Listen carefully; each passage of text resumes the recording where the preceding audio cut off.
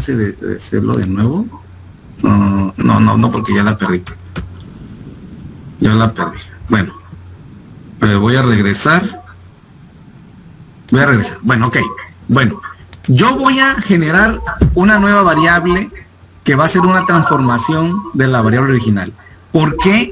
Porque revisé un artículo, por ejemplo, si ustedes revisan los artículos sobre transformación de datos o de variables para muestras que tienen que ver con metales pesados en manto freático o en cuerpos de agua o cuerpos lagunares, y si están buscando metales pesados, van a encontrar a un autor que se llama OTT, donde ese tipo ha hecho un montón de experimentos físico-químicos, matemáticos, químicos, moleculares, demostrando que de manera natural los datos que tienen que ver con metales pesados en ese tipo de medios se comportan como una log normal. Y matemáticamente se puede demostrar que si yo transformo esos datos, voy a tener una normal. Claro, otra vez, para eso hay que leer. Y aquí con los cuates, con los muchachos que tenemos que son apenas posgraduantes o son apenas egresados, colegas, ustedes que están empezando en el rollo de esto, tienen que leer toneladas de artículos. Un seminario que sea 10, 15 artículos, pero así por sesión, para que todos aprendan, todos conozcan lo que se hacen en distintas áreas respecto al tema que les interese trabajar. Por ejemplo, yo aprendí mucho ahí de la gente que hace cosas de fisicoquímica por el tipo de experimentos. Hacen unas cosas interesantes para demostrar cómo, de manera natural, los metales pesados, que porque su no sé qué de los átomos, que los enlaces de no sé qué, una cosa elegante, generaba ese tipo de distribución de probabilidad. Entonces, eso lo podemos ya conocer. Yo me meto en la literatura y, por ejemplo, si tengo datos que tienen que ver con, vamos a suponer, pensemos en algo de moda ahorita, por ejemplo, vacunas. Quiero ver algún tipo por ejemplo, ahorita están viendo cuestiones de respiración con la gente de post-COVID, la gente que tuvo problemas de COVID, tiene algunos problemas de respiración. Bueno, me meto a la literatura, todo lo que esté a la mano, todo lo que pueda leer respecto a eso. Y en función de eso, ya yo cuando haga mi experimento, ya sé que si encuentro datos que no son normales, los puedo transformar. Voy a repetir el procedimiento: transformar, calcular variable. Y aquí me guardó todavía la formulita. Entonces aquí la escribo. Aquí la voy a repetir el proceso. Aquí escribo el nombre de la nueva variable. Le voy a poner LN. Y aquí valor. Y aquí me va a pedir qué fórmula es la que le voy a aplicar, qué transformación o qué cálculo quiero hacer. Aquí aparecen potencias, divisiones. Aparecen varias cosas que puedo hacer de manera directa. Incluso puedo programar. Aquí con los colegas que saben de programación, aquí puedo poner algo de código, con el menor igual, con alguna especie de condicionante. Y acá, entonces ya empiezo a buscar dónde están las fórmulas. Y entonces, en aritmética está el logaritmo natural, ya la busco aquí, está el logaritmo base 10, natural es la que me interesa, le doy doble clic y ya me aparece allá arriba, doble clic. Ahí está. Un signo de interrogación preguntándome, sí, pero ¿quién? ¿Qué cosa es lo que vas a hacer? ¿A cuál le vas a sacar logaritmo? Ah, pues a esta de acá. La marco y con la flechita la pongo allá. Ya la tengo, entonces le digo aceptar y ya me la generó. Acá abajo va a decir, usted hizo un cómputo de esta variable, como si fuera un pseudocódigo. Regreso y ya me aparece aquí.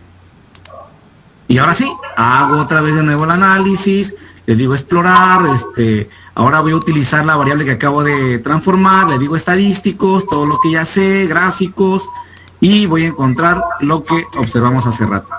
Que los datos ya aparecen con un p-valor grande, 0.87, con ese p-valor yo no puedo rechazar la normalidad, la hipótesis de normalidad, entonces me quedo con la normalidad. Asumo que los datos son normales, pero ya transformados, ya lo he transformado. Aquí tengo un dibujo que sí, la puedo poner en una tesis, en un seminario local, en un congreso local, pero en los artículos, en los congresos de especialistas, no lleven nada de dibujo, salvo que lo diga el tutor o el asesor. Y vean ustedes cómo, de alguna manera, se comportaron mejor los datos. Vean cómo ya, al aplicar esa transformación, siguen la línea teórica de la normal. Y vean cómo el bigote se compuso un poco. Ya tiene una mejor apreciación. Muy bien, muy bien. ¿Entendido hasta aquí, colegas? ¿Entendido? Una pregunta, doctor. Adelante. ¿El modelo que se usa para transformar es único? Buena pregunta. De hecho, cuando veamos regresión, vamos a tener una colección de transformadores, pues, de modelos. Por ejemplo, ciertos fenómenos naturales, como los que le decía de la contaminación, fenómenos de contaminación, se pueden simetrizar o normalizar con el logaritmo. Esa es una regla de todo lo que se ha estudiado y todo. Ya hasta aparece como como cultura. La gente que hace análisis de datos de cuestiones de algún tipo de metal pesado, ya sabe que tiene la alternativa de poder usar una log transformación. Pero, por ejemplo, yo he visto modelos en econometría de series de tiempo, donde uno puede, por ejemplo, modelar, vamos a poner precio del dólar, precio del petróleo, precio de los granos, precio de los metales. Cuando los datos no son normales, yo he visto que usan el recíproco. O sea, lo manejan como 1 entre X. O sea, 1 entre el valor que están encontrando. Y cuando hacen la prueba de normalización, todo se comporta de manera coherente, un buen modelito normal. Claro, ya ellos han trabajado esa parte. Estaba viendo con un colega que hace cosas de veterinaria, que cómo le batallamos el otro día con unos datos que me mandó. Un cliente que se está doctorando y está batallando con eso, ya nos contrató para que le ayudemos y le resolvimos el problema, pero con un polinomio. Con un polinomio. Metimos una fórmula como de matemática de ax cuadrada más bx, una cosa así, un modelo parabólico, y resulta que esa transformación logró que sus datos se volvieran normal.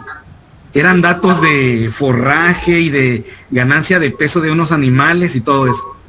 Y con eso ya le metimos toda la maquinaria de ANOVA, de diseño de experimentos, todo.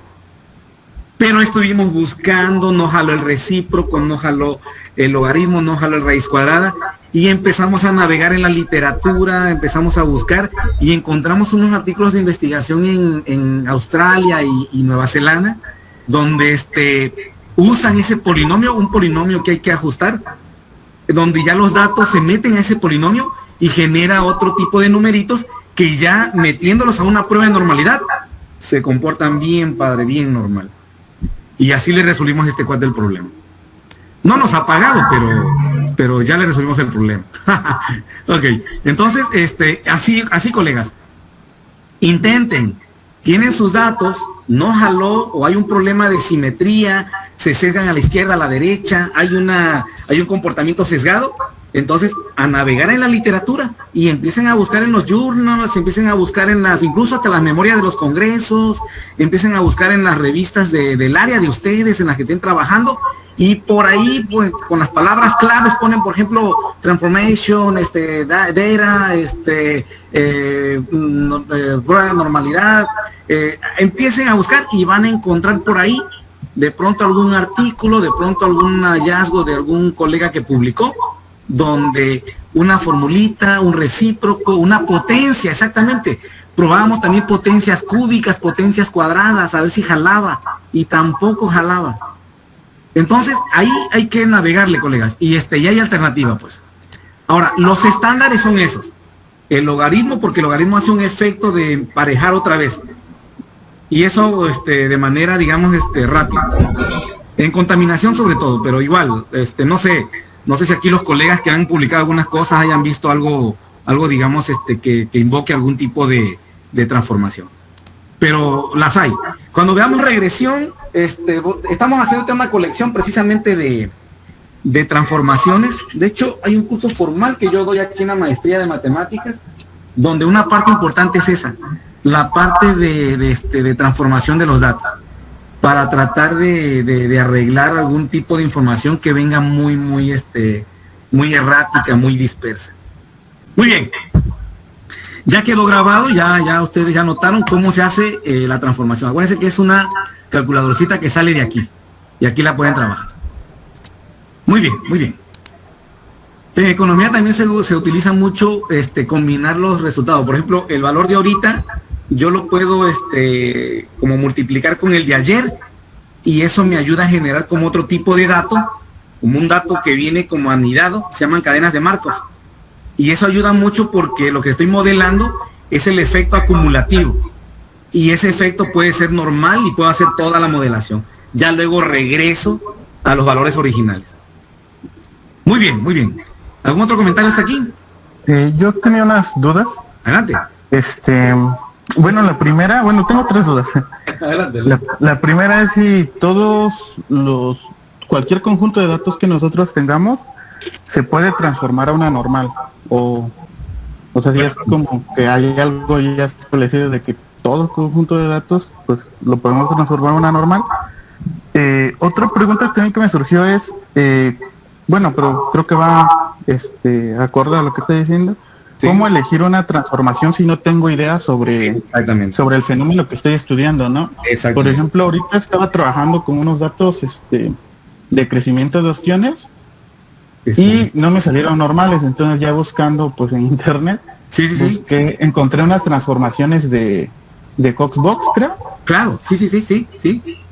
Y lo que hacían era pues justamente como que te daban la transformación más adecuada, ¿no? Y mi última pregunta va con respecto a eso.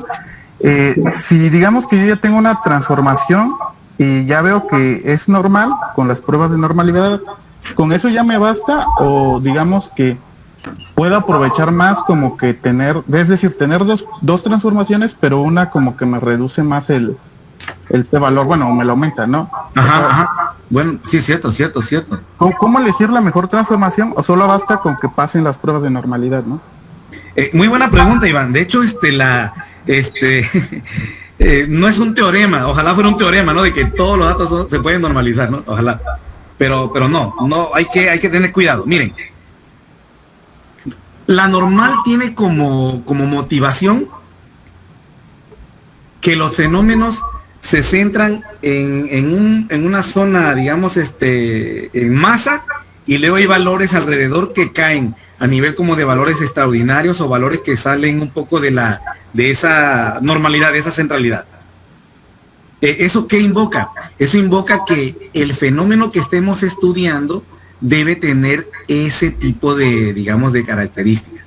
Por ejemplo, si yo estoy analizando como lo que comentas ahorita, con, por ejemplo, crecimiento de ostiones o de algún tipo de molusco o algún tipo de microorganismo, entonces yo debo tener a priori información biológica, información, digamos, per se del estudio que cumpla con esa característica. Si yo veo que la literatura, el fenómeno, los reportes hablan de que pueden centrarse debido a una condición que favorezca un valor central, lo puedo aplicar. Esa es una. Otra. Aunque es un ejercicio matemático, ya un ejercicio como bien decía ahorita Iván, de nada más saber qué pasa, o sea, a forzarlo a que pase la prueba. No tampoco es tan así.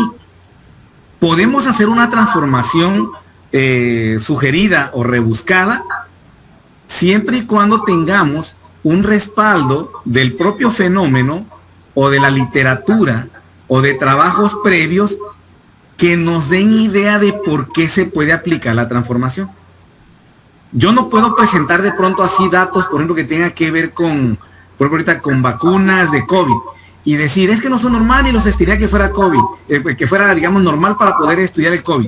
Entonces, primero me dice, espérate, molecularmente ese tipo de información o de acuerdo a la sustancia que se utiliza, ya hay modelos que son Weibull, que son beta, que son gamma, no tienes por qué forzarlos a la normal.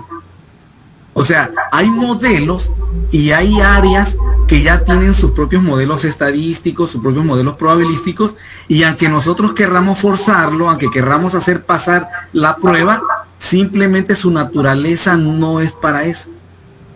Entonces, aquí hay que recurrir de manera, digamos, insistente a la literatura, al fenómeno, a las características naturales de lo que estoy trabajando, a lo que, por así decirlo, a lo que defina mi problema o mi fenómeno que estoy estudiando.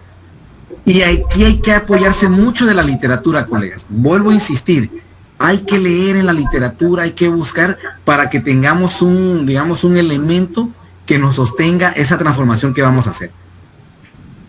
Claro que hemos visto de pronto, yo recuerdo en un congreso que hicieron pedazos un pobre chamaco que se aventó a hacer una transformación para hacer unos análisis de datos, y muy elegante y todo, pero la gente decía, sí, pero eso no describe el fenómeno, eso no habla de la naturaleza del problema, eso no, o sea, eso es antinatura, pues, con el fenómeno, con el problema que estás analizando. Porque ¿qué ponía?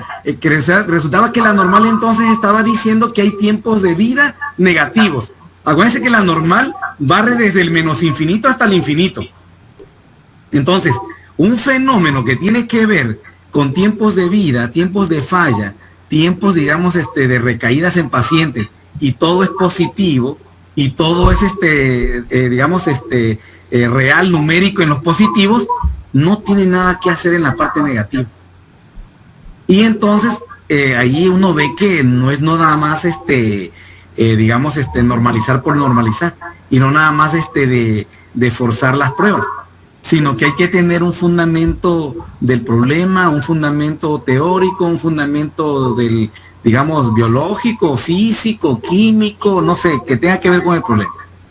Y ahorita que comentas esto precisamente de los ostiones, yo estoy seguro que hay muchos de esos trabajos ya publicados en las cuales puedes ayudarte con la transformación que encontraste.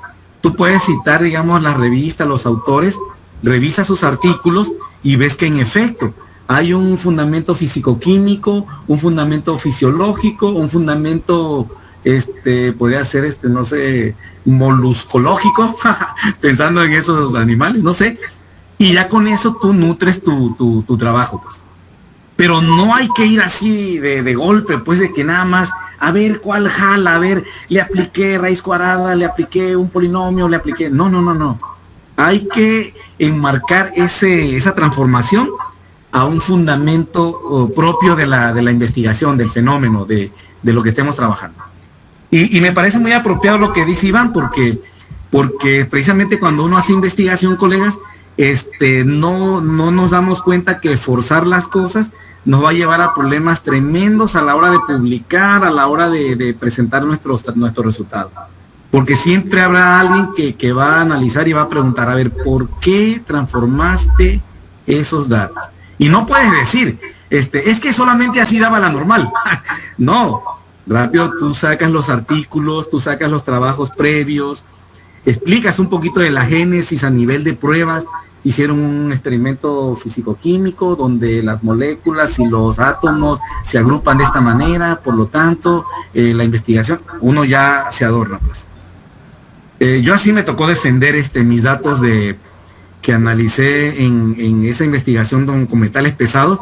Yo me tuve que echar un chorito ahí de la parte físico-química, de cómo se justificaba el hecho de que los metales pesados, los residuos, se concentraran en cantidades pequeñas y unas pocas en cantidades grandes, dando paso a una log normal, a un modelo sesgado. Y luego un teorema matemático, que es de la log transformación, yo puedo demostrar que eso se puede convertir a una normal. De todo eso bien fundamentado, pues. Y ya no hubo problema con eso. Muy bien. ¿Alguna otra duda? ¿Algún otro comentario? ¿Colegas? Perdón, Fidel. No sé si lo que planteaba el compañero era como esperar una respuesta de tu parte en cuanto a que no quiero hacer una analogía, por ejemplo, cuando se hace regresión lineal, sí, y entonces quiere uno ver la dispersión de los datos y uno se va a la R cuadrada y dice, ok, sí se ajusta. Exacto. Entonces yo me imaginé así la pregunta del compañero y pensé que había una forma análoga de poder decir así categóricamente, creo que la transformación que estoy haciendo por logaritmo en base 10, por logaritmo natural, por la que sea, por la inversa, lo que sea, la puedo argumentar y justificar matemáticamente de esta forma. Exactamente. Entonces, como que un poco en base a la revisión bibliográfica, los artículos, ándale, historia, pues como que sí me queda un poco a deber las matemáticas. De hecho, al revés, la matemática se nutre de lo que hace la gente de otras áreas, porque precisamente lo que hacen en las otras áreas es fundamentar esta, digamos, esta adecuación a trabajarlo de una manera, digamos, distinta, con una transformación. Pero voy a lo primero que comentaba Durbel. Fíjate, Durbel, ahorita bien como lo dices, el primer paso con nuestros datos es la normalidad para este tipo de análisis y de metodología. Hay metodología muy elaborada para datos de vida que nunca son normales, para datos de riesgo como en seguros, como en finanzas, como en intereses, la distribución la distribución de Pearson, la distribución de Cauchy, que son ya clásicas ahí.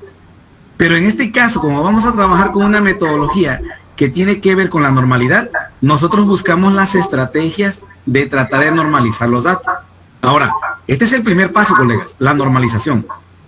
Pasando la normalización de los datos o pasando la prueba de normalidad con los fundamentos, digamos, no tan matemáticos, sino más disciplinares del área, nosotros ya tenemos toda la pista libre para poder modelar con regresión, para poder modelar con estadística multivariada, para poder modelar con superficie de respuesta, porque el insumo primero ya lo tenemos, la normalidad, ya lo tenemos. Ahora, pasando la normalidad, ya lo demás es como decía doctor Durbel ahorita, es hablar ya de ajustes, de CR cuadradas, de qué tanto el modelo se acerca a los datos, de la eficiencia, digamos, de la significancia de mis parámetros, de la prueba de homogeneidad de varianza, del RO de Pearson para ver la correlación. Ya estamos hablando de otra etapa en el análisis que tiene que ver ya con ajustar, con modelar, con tratar de dar, digamos, una descripción matemática, y ahí ya es la matemática que está entrando con todo su poder, porque ya es modelos, polinomios, cuentas, cálculos, fórmulas. Pero el primer paso, que es lo complicado, es lo que ya estamos revisando ahorita, la normalidad de los datos.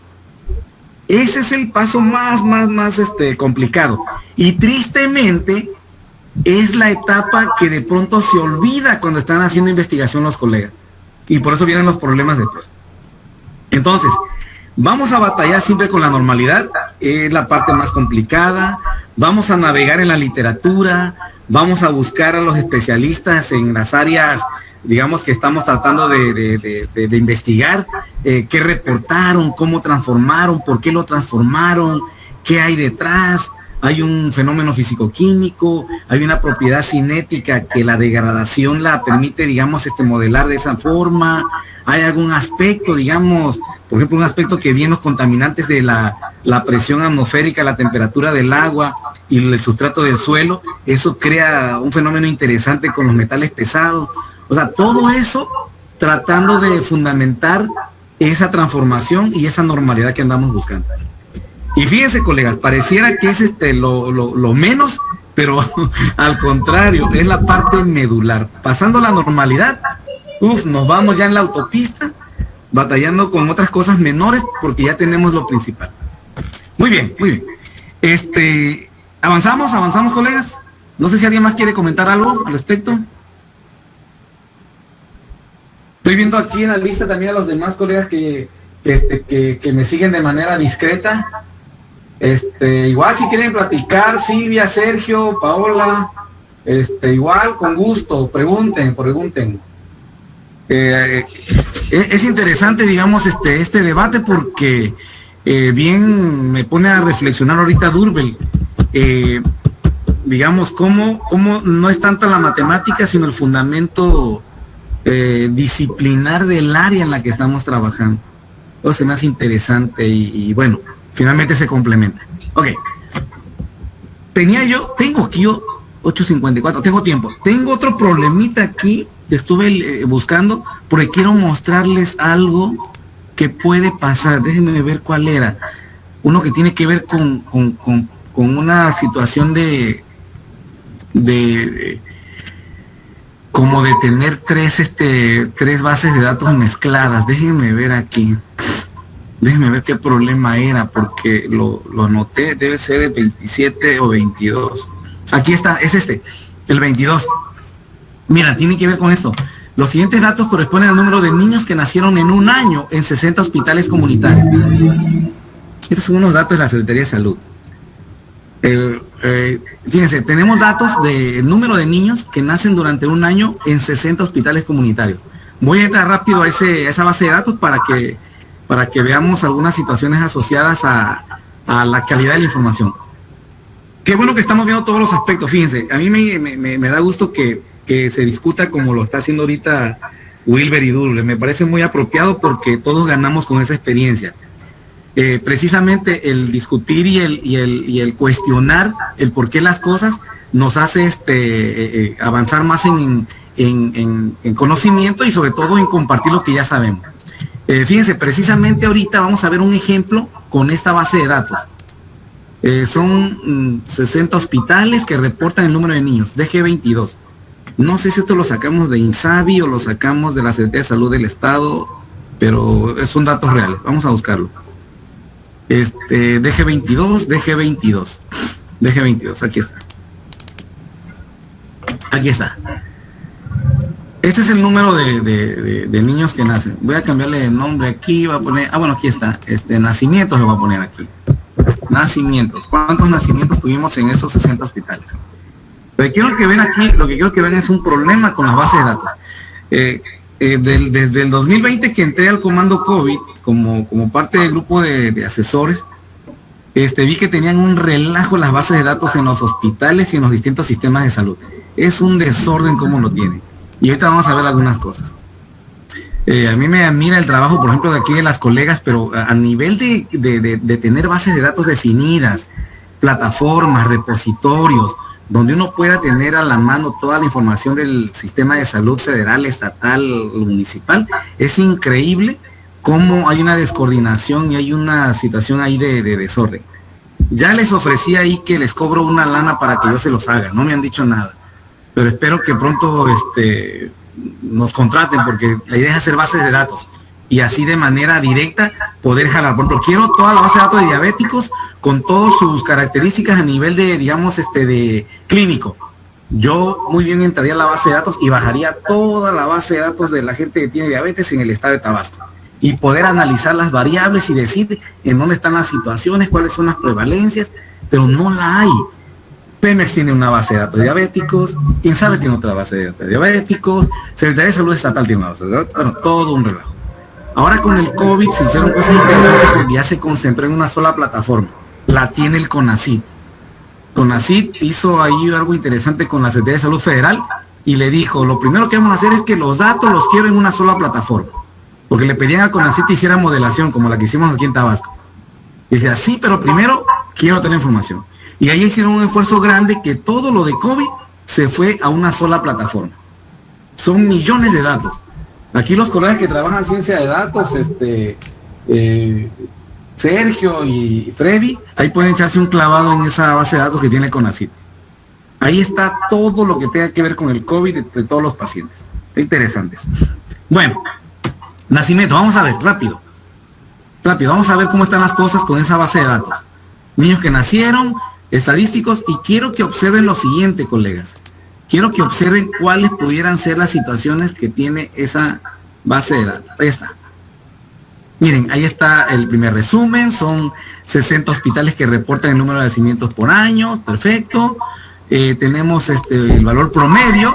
Dice que en promedio nacen 43 niños en estos hospitales comunitarios en todo, pensemos que es Tabasco, en todo el estado de Tabasco, 60 hospitales comunitarios, una muestra aleatoria de esos hospitales. Ok. Aquí hay un intervalo de confianza que dice que entre 40 y 46 niños nacen en promedio en esos hospitales. En cada hospital, en promedio. Y miren, pareciera que no está alejada la media y la mediana. Vean ustedes eso que está ahí. Pareciera que no están alejadas. daría una impresión como de que sí pueden ser normales, de que los datos están muy bien. Pero miren la realidad, colegas, miren abajo. Miren, empecemos por los valores extremos. Miren, hay hospitales que tienen casi 2 nacimientos, 60, 15 por 4, más de un nacimiento por semana. O sea, un parto por semana en esos hospitales comunitarios. Ahí está. 59, 59, 58. Son 50 y... ¿cuántas semanas tiene el año? Como 53, ¿no? 53 semanas. Entonces, hay hospitales que tienen más de un nacimiento por semana. Y hay otros, miren, otros hospitales que tienen, 21 por año, 12, pues menos de 2 por mes. Casi menos de 2 por mes. Poquito más de 1 por quincena. Quiere decir entonces que esas bases de datos no están bien elaboradas, no están bien constituidas. Y díganme, muchachos, ¿son normales esa base de datos? Es normal, cumple con la normalidad esa muestra de datos. Vean la significancia, vean. Yo rechazo la normalidad, es un valor muy pequeño, yo la rechazo. Y miren, vean por qué. ¿Ya vieron el histograma, colegas? ¿Ya vieron?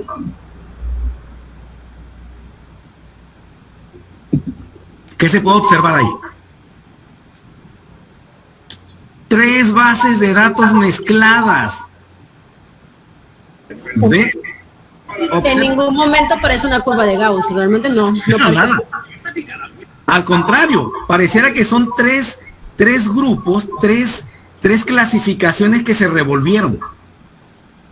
Y entonces, de los colegas que teníamos una vez que revisamos esto, hablaban de que se mezclaron el tamaño de los hospitales, se mezcló el tamaño, o digamos la capacidad de los hospitales. Uno decía, a lo mejor son comunitarios todos, sí, pero uno puede estar en una zona rural, puede estar en un centro integrador, el otro puede estar en una villa y el otro puede ser una zona rural que está conurbada con la ciudad.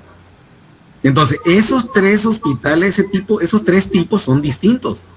Es posible que en uno nada más haya una sala de parto o un quirófano, una cosa así.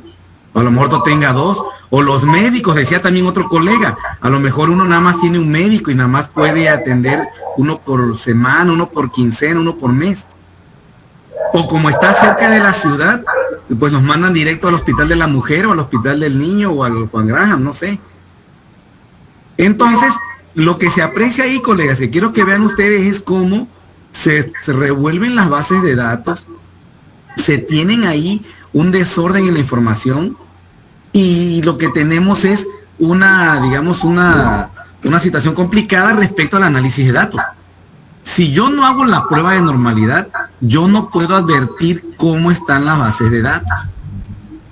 Aquí mi siguiente paso sería ver la base de datos completa de quiénes son. Por ejemplo, aquí en la base de datos que estoy revisando, aquí estaría la siguiente, que sería tipo de hospital, sistema de salud, número de camas, cuántos médicos hay de guardia, cuántos médicos eventuales, la población, el tamaño de la población que atiende ese hospital, cuántos kilómetros hacia la ciudad más cercana, años de servicio de ese hospital, equipamiento, todo aquí lo tendría.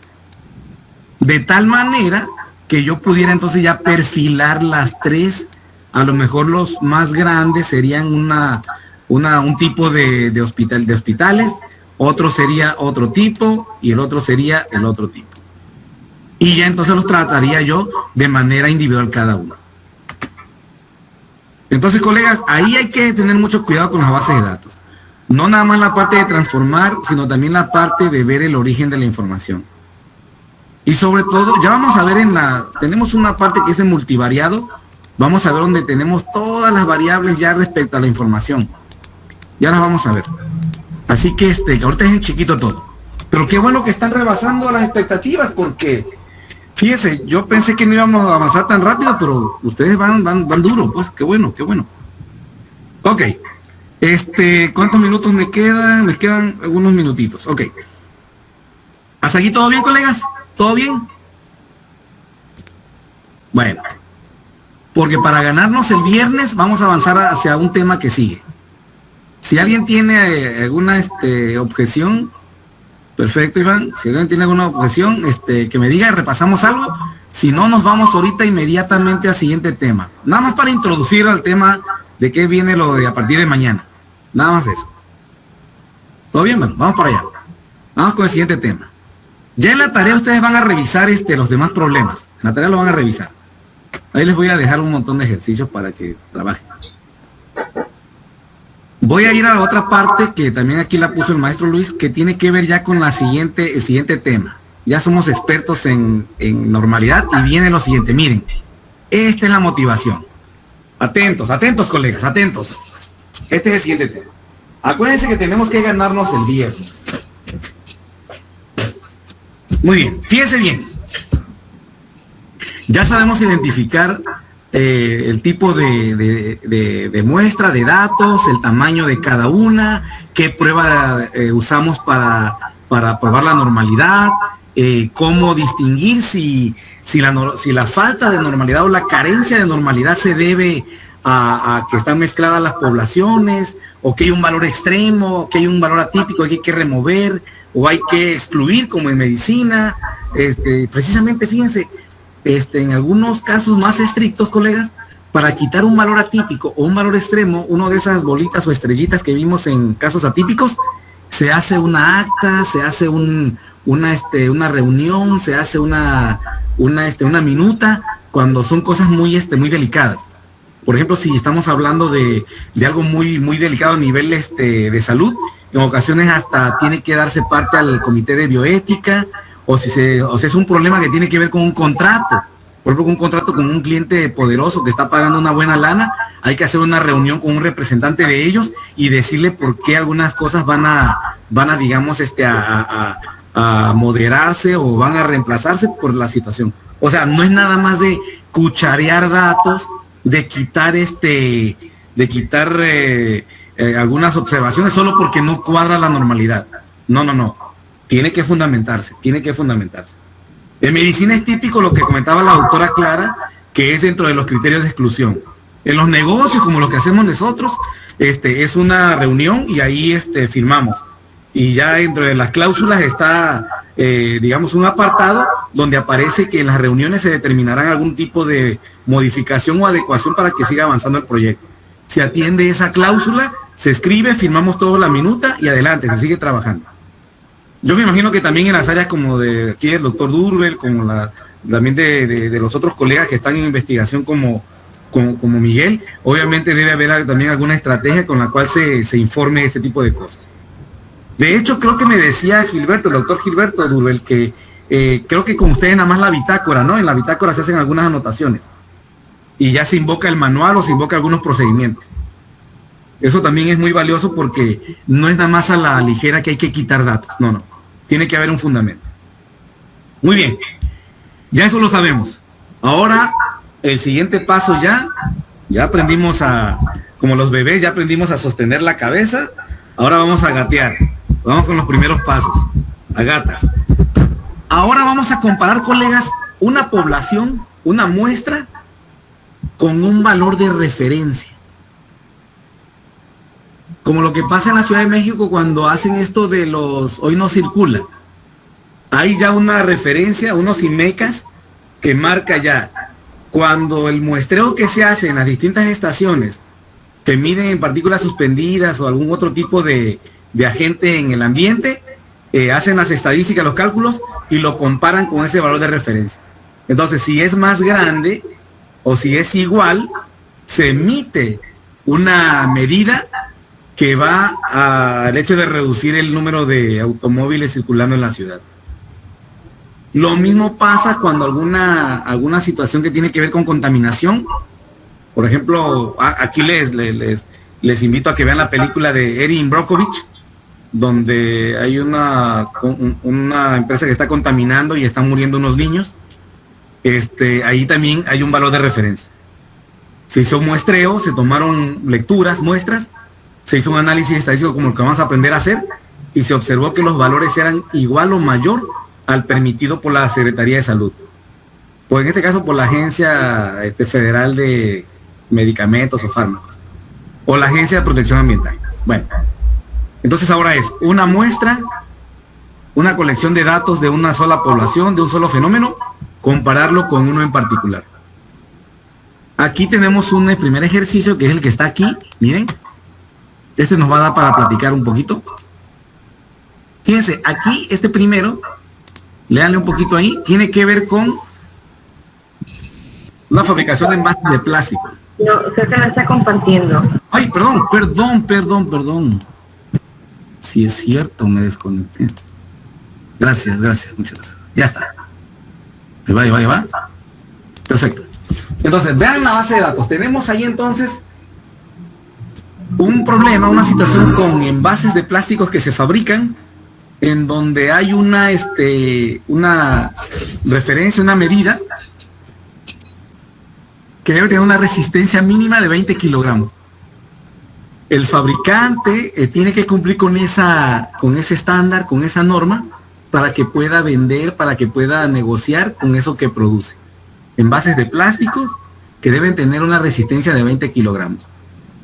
Y se hacen ahí pruebas de esfuerzo, ¿no? Ahí con una prensa o con una cosa que mide qué tanto puede aguantar cada envase de esos.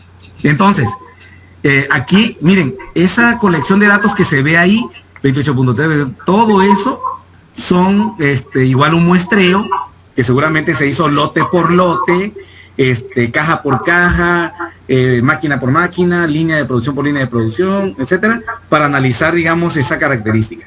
Nos interesa saber si lo que estamos produciendo, si lo que estamos generando a nivel de, digamos, de producto, cumple con ese valor, cumple con los 20 kilogramos. Vamos a ir rápido para que no se nos haga tan tarde. Entramos entonces allá. Es el número PM1, es el PM1. Aquí está también en el día 2, aquí está, PM1. Ahí está. Miren, ahí está la resistencia de esos envases. Ahí está. Otra vez, colegas, como hemos venido practicando, lo primero es irnos directo ya a explorar si esos datos son normales para que podamos aplicar una prueba T-Student a ese conjunto de datos. Le pido lo de siempre, ya ustedes son expertos, le pido la prueba de normalidad, unos dibujitos y listo, ahí aparece. Entonces empiezo a revisar los datos, a ver cómo están, son 56, en este caso son envases que tomé de la línea de producción, le hice probé la fuerza o la resistencia o la capacidad de carga, no sé cómo se llame, y ya tomé algunas medidas. Ya me dice que en promedio tienen 27, hay un intervalo de confianza. Esto que ya sabemos lo veo rápido. Y miren, parece que sí, yo estoy en otro lado. Esto me salta, espérenme, déjenme, voy rápido, voy de nuevo. Listo, ya lo tengo, voy rápido. Ya, ahí estoy. Entonces, ahí veo los datos. Como ya soy experto, me voy directo a la prueba de normalidad. A ver, muchachos, ¿son normales esos datos o no? ¿Cumple con la normalidad? Sí, cumplen con la normalidad. Exacto, vean, 200, un p-valor muy grande. Por lo tanto, no rechazo la normalidad. Y me quedo con la normalidad para esos datos. Ya, he hecho un ojo, ¿cómo están los datos? Claro. Aunque aquí se desprenden algunos a los lados, miren, aquí hay como unos separados, no importa, la prueba dijo que son normales, si la prueba dijo, no me importan los dibujos, ya. Nada más los reviso para que yo tenga, digamos, una apreciación. Fíjense que si yo fuera, digamos, fíjense qué interesante. Y voy a jugar el papel de que estoy en esa empresa, en esa fábrica, en esa industria del plástico. Y yo soy el responsable de calidad. Y yo estoy checando si cumple con la especificación del cliente. El cliente me dice, quiero botellas, quiero envases de plástico que tengan esa resistencia. ¿Por qué 20 kilogramos? Porque los tengo que estivar, un producto que estoy mandando no sé a dónde, en trailers, en barco, en lo que sea, y eso me garantiza que no me van a explotar los envases. Perfecto. Cumplo con eso, es digamos la pregunta. Pero si yo soy parte del control de calidad y quiero ir avanzando, me metería este caso, colegas, este que está aquí, ¿por qué este anda abajo? Y me voy a la bitácora y me voy a los registros. ¿Qué pasó aquí? ¿Qué pasó? O sea, no es parte del problema que estoy resolviendo, pero si yo quiero, digamos, ganarme un aumento o quiero mostrarle a mis superiores que yo le estoy echando ganillas, entonces empiezo a revisar la información desde aquí. ¿Se cumple la normalidad? Puedo hacer una prueba TD Student para comparar una población con ese valor, pero desde aquí ya empiezo a ver cosas. Digo, bueno, aquí hay algo. Yo voy a seguir probando la información, pero ya de aquí derivan algunos hallazgos a nivel operativo, a nivel de producción, a nivel de mi área. Yo me acabo de poner ahorita mi máscara de gerente de producción o de jefe digamos, de turno, y empiezo a observar cómo va mi información, cómo están mis datos, cómo está la producción. Y ahí tengo un motivo. Sigo avanzando. Claro que en general todo se porta bien, ¿ya lo vieron? Todo muy bien, perfecto, todo va muy bien. ¿Qué más puedo observar de aquí, colegas? Hagan ese ejercicio, ustedes métanse en el papel de expertos en esa área. Miren, ¿cuánto es que tenemos que cumplir, colegas, del fabricante? ¿Cuánto nos pide el cliente? ¿Cuánto nos pide en el problema? ¿Con cuánto tenemos que cumplir de resistencia? A ver. Creo que es menos de 25, no me acuerdo. No, aquí está, 20. 20, ok. Estamos sobradísimos. Este es nuestro nivel, digamos, nuestro estándar, nuestra norma, nuestra especificación. Debemos que cumplir con eso. 20 kilogramos, ese es el mínimo. Lo interesante es que, fíjense, aquí también puedo seguir derivando alguna discusión. Miren, todo está bien, perfecto, pero ¿qué creen? Eso que me pide el cliente quedó atrás. Él me pedía mínimo 20. Yo ando casi hasta en 30. Es más, mi proceso está centrado en 27, aquí a la mitad. O sea, mis máquinas están bien en el sentido que cumplen con el mínimo que me está pidiendo el cliente. Pero a ver, métanse en el papel. ¿Qué puede derivar de ahí, colegas? Platíquenme. Piensen que están trabajando en esa planta, que son parte digamos, de los que toman decisiones. Un participante en otra edición que vimos estos datos me decía, la empresa está gastando mucho en material porque se están fabricando envases de plástico con demasiada resistencia. El cliente está bien, al que nos va a comprar, perfecto, no le van a reventar sus botellas, podrá estivar 5 cajas y todo, no hay problema. Pero si está usando algún material caro, o si se está usando algún material que tiene un cierto costo, entonces hay que revisar eso. O sea, sí, estoy cumpliendo con lo que quiere el cliente, sí, pero le estoy dando de más. No sé en las cuestiones de plástico, si alguien sabe. No sé si es un grosor, si es un volumen.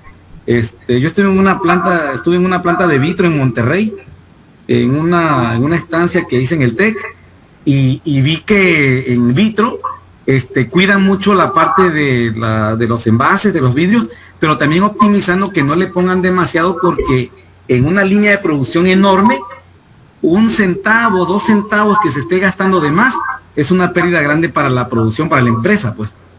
Entonces, aquí hay que revisar esa parte. O sea, yo estoy metiéndome en el papel de jefe de control de calidad, estoy viendo la producción, sí, como no, cumplimos con el cliente, perfecto, los datos son normales, puedo seguir haciendo los cálculos, pero hay un detalle. Estamos dándole demasiado, estamos produciendo caro. Aunque nos pague bien, nosotros estamos produciendo con demasiada materia prima, no estamos optimizando, y esto a la larga nos va a salir caro. ¿Se acuerdan ustedes, colegas, de una cerveza? Bueno, ustedes estaban jovencitos. Están jovencitos ustedes. Hay una cerveza que traía un puntito amarillo, no sé si era la Victoria o si era Montejo, traía un puntito amarillo que era un lector óptico en la línea de producción para el llenado. Y yo leí un artículo al respecto, cuando se empezaron a usar los ojos electrónicos, los sensores, que precisamente unos cuantos mililitros que le echaran a una botella de cerveza era una pérdida enorme por la línea de producción o la cantidad que se producía diariamente. Entonces aparentemente que se vaya 1 mililitro, 2 mililitros, 3 mililitros, aparentemente no sería problema, pues, pero en una producción de, digamos, de miles o hasta de millones de artículos, es un problema de pérdida, es un problema de, digamos, de gastar más en materiales. Muy bien, avanzo, ahora sí el problema. Ya, me quedé en el papel de gerente de producción. Ok, ya. Los datos son normales, dice que sí podemos proceder a la prueba. Vamos adelante, analizar. Miren, ahora vamos a usar esta prueba, colegas. Miren, anótenlo ahí en su cuaderno, anótenlo. Anótenlo ahí. La prueba se llama prueba T de Student para una muestra. Para una muestra. ¿Qué significa? Una sola muestra, una sola población, un solo conjunto de datos, lo vamos a comparar con uno de referencia. Vamos a ponerlo aquí. Le damos clic y fíjense, este cuadro es sencillo. Nada más me dicen, a ver, ¿cuál es la variable donde están tus datos, la que quieres comparar? ¿Dónde está? Pensamos que aquí estaría todo. Ah, está en resistencia mínima. Ok, lo paso para allá. Excelente. Ahora me dice, miren, así sencillo, ¿cuál es tu valor de prueba? ¿Cuál es? Aquí abajito. En este caso es de 20. Porque me está pidiendo el cliente que yo cumpla con esa cantidad. Digo, ya lo vi gráficamente, pero yo necesito una prueba formal, una prueba analítica. Nada más eso. Y le digo aceptar. Regreso. Aquí está, colegas. Este es el nuevo procedimiento. Analizar, comparar medias, prueba T para una muestra. Es una sola muestra que vamos a comparar con un dato, con un valor, con un número. Y aquí aparece. Entonces lo mando para allá y aquí abajito nada más le digo qué valor es. Yo quiero compararlo contra 20 porque es el mínimo que me pide el cliente. Perfecto. Le digo aceptar. Aceptar. Ahí está. Miren, es un cuadrito sencillo el que salió ahí. Aquí está. Aquí está. Es más, voy a escribir aquí algunas líneas para que quede aquí de manifiesto. A ver, vamos a poner de los datos, se tiene que la media de esta muestra de botellas, más bien la media o el promedio de resistencia, el promedio de resistencia de esta muestra de recipientes es de 27.246 kilogramos con una desviación estándar o con una dispersión o con una, vamos a ponerlo con una desviación estándar,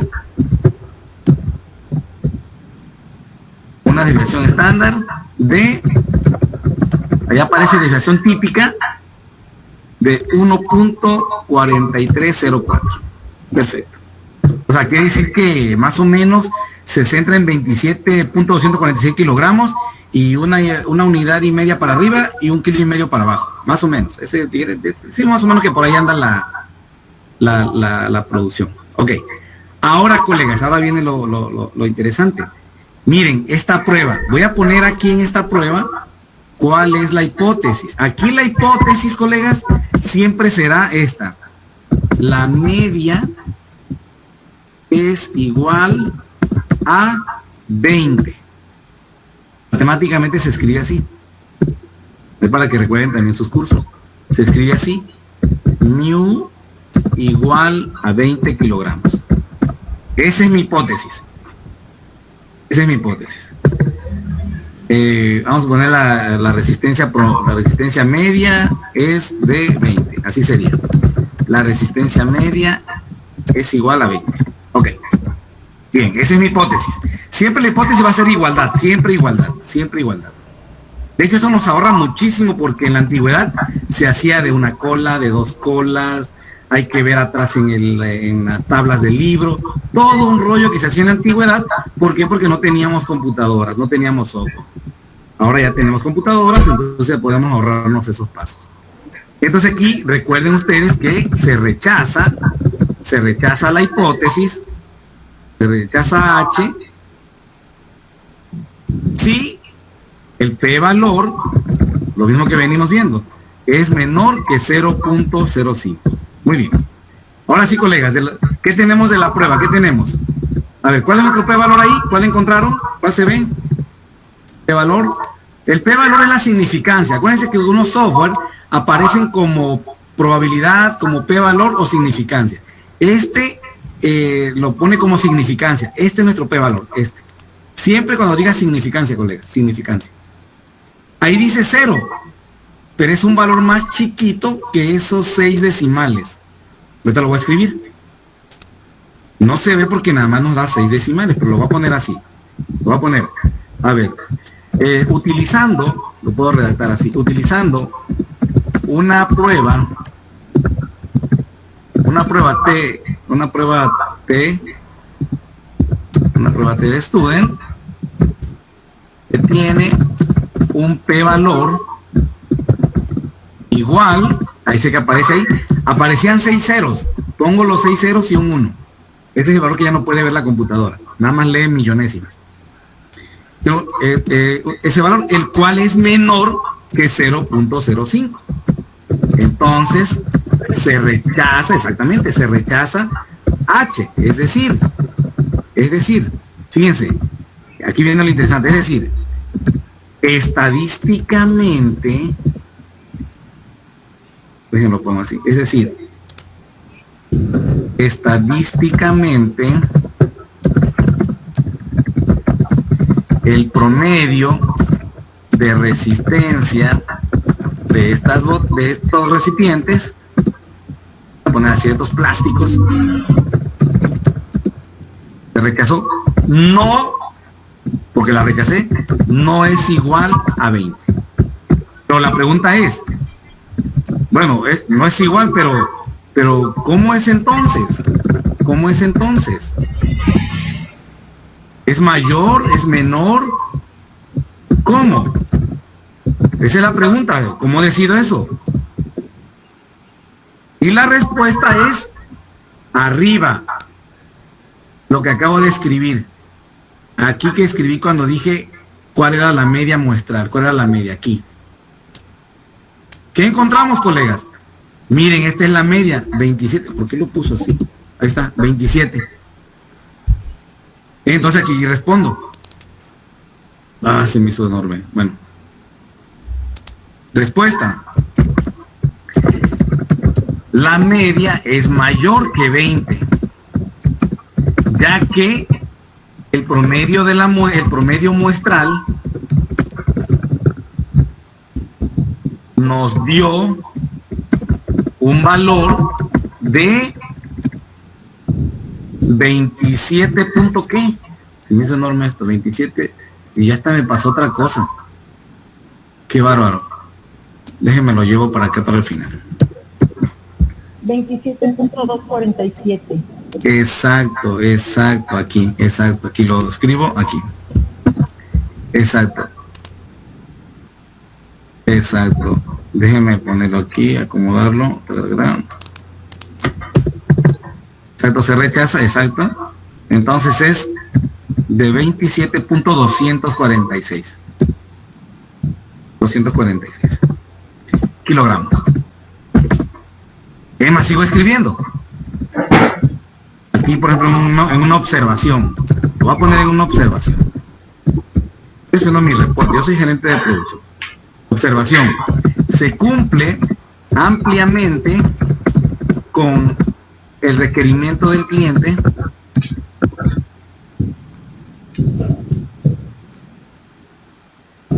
al rebasar por más de 7 kilogramos la resistencia contra la resistencia acordada. Así estoy diciendo. Sin embargo, ese es para mi jefe, para mi superior. Sin embargo,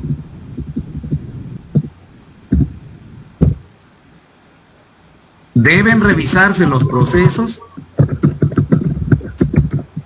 de producción con la finalidad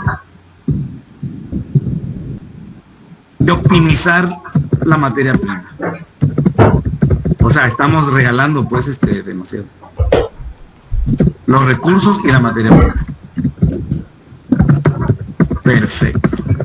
Qué bárbaro, me quedó muy bien. Muy bien. Ok, ¿algún comentario hasta ahí? Ya nos vamos, 9:30. Rápido, ¿alguien quiera comentar algo para que nos vayamos?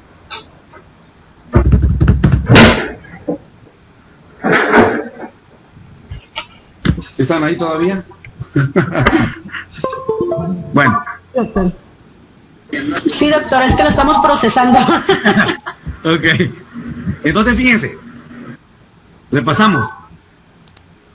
Hicimos una prueba sencilla, después de probar la normalidad, que tiene que ver con probar una muestra, comparar una muestra, la media de una muestra, con un valor en particular. Ok. Vimos este cuadrito que nos da todas las características de la prueba. Nosotros aquí pusimos la que tiene que ver con resistencia media y el valor que estamos probando, que es 20. Y así de manera sencilla. Esa prueba, que es una prueba T-Student, como dice aquí arriba, lo que hace es comparar el promedio de toda la muestra que estoy analizando contra un valor que es el de 20 kilogramos.